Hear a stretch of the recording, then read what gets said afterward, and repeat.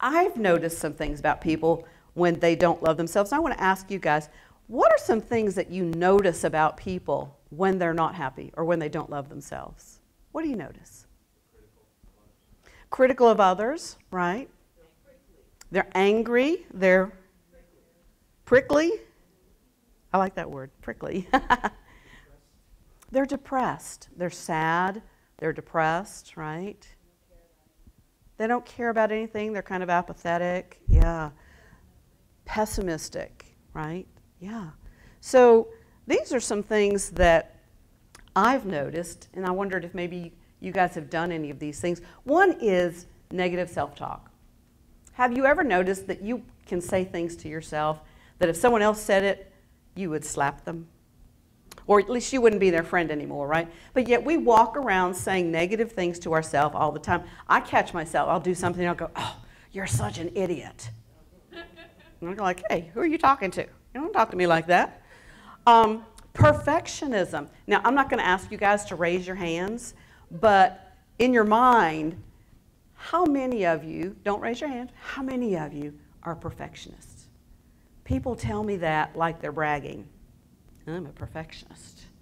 But do you know what I've learned? Perfectionism is a form of self-abuse. It stems from people feeling like they're not good enough, and like in order to be accepted, they have to be perfect.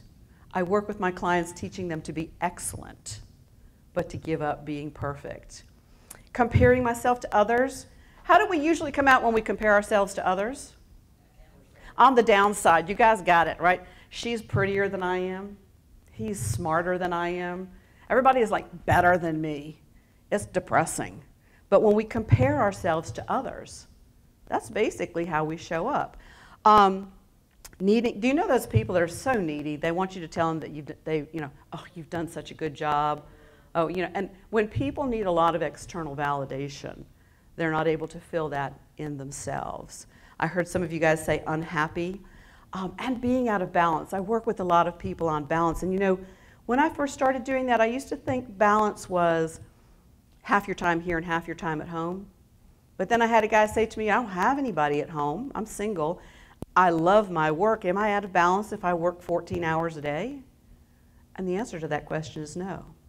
It really is about what energizes you or what drains your energy, learning to be in balance. But these are some clues if you feel like you might not love yourself.